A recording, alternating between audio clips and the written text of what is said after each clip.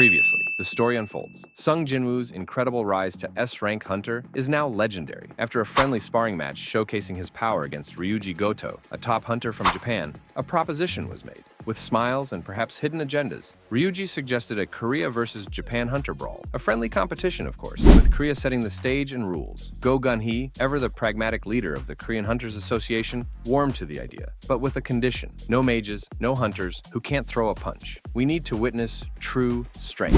Yoon-ho, known for his meticulous nature and adherence to rules, formalized the combat. A wrist grab, a swift back tap, or a grounding on the floor, and you're out. This team battle royale is set to be a practice run on Jeju Island. Ryuji, seemingly amiable, declared, "Perfect. Let the games begin," though one might suspect he harbors ambitions beyond just friendly games. On the Korean side, you've got Baek Yoonho, Ma Dong-wook, Hae-In, and Lim Taegyu ready to go. Facing them, representing Japan, are Tanaka Kenjo, Hoshino Minoru, Kumamoto Atsushi, and Tawata Kanai. And just like that, match started. With both teams facing each other, Ma Dong-wook initiated his ability, ballooning into a giant form, his sudden growth marking the start of the contest. Tanaka, witnessing this spectacle, was immediately struck by Ma Dong-wook's might, in awe of his capacity to become so colossal. Anticipating a display of brute force, Tanaka instantly propelled himself ahead, keen to trade strikes with Ma Dong-wook. Their fists met with a thunderous impact, generating a potent shockwave that echoed throughout the stadium. At the same moment, Hoshino rapidly moved towards Lim Taegyu, who promptly reacted by maintaining separation. Lim Taegyu conjured a series of magical arrows, unleashing them at Hoshino. Even though Hoshino skillfully evaded the projectiles, his difficulty in dealing with the magical assault was evident. Observing from his position, Mr. Go remarked that despite the arena's fortifications with the most resilient magic stones, these combatants were succeeding in making the entire space tremble in mere moments. In the interim, Baek Yoonho underwent his transformation, preparing to engage Kumamoto. Kumamoto, finding the contest's rules absurd, opted for a more forceful approach.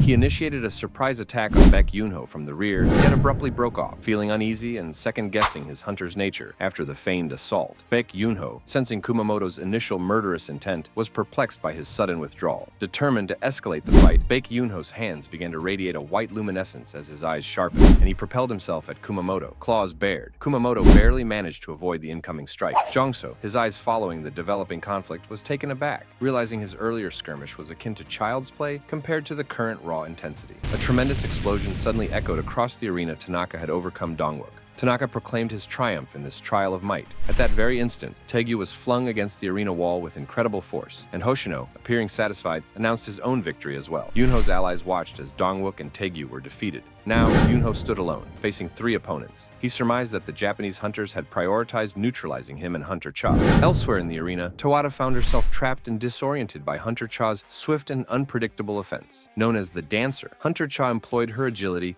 to dominate her opponents rapidly, striking Tawata from every direction with rapid, precise attacks. As Tawata attempted a countermove, Hunter Cha, with lightning-like speed, flicked off her hat in a heartbeat. Circling behind Tawata, Hunter Cha tapped her back, securing her victory. Having prevailed against Tawata, Hunter Cha swiftly moved to assist Baek Yoonho, who was surrounded by the Japanese hunters. Unexpectedly, Kumamoto materialized from behind, poised to strike. However, with reflexes honed to perfection, Hunter Cha unleashed a rapid sequence of strikes, landing 14 punches squarely on Kumamoto's face in a single blurring motion. Shimizu and Fujishima, observing from the sidelines, were astounded by Hunter Cha's sudden and overwhelming attack. Realizing she might have pushed too far, Hunter Cha herself began to feel a tremor of unease, noticing Kumamoto's wounded and enraged features. The Japanese hunters stiffened, knowing that an uncontrolled Kumamoto was notoriously volatile. Ryuji shared their growing anxiety, understanding that if Kumamoto wasn't contained, the Korean team could suffer significant harm. Incensed, Kumamoto unleashed a savage counterattack on Hunter Cha, his strikes impacting the ground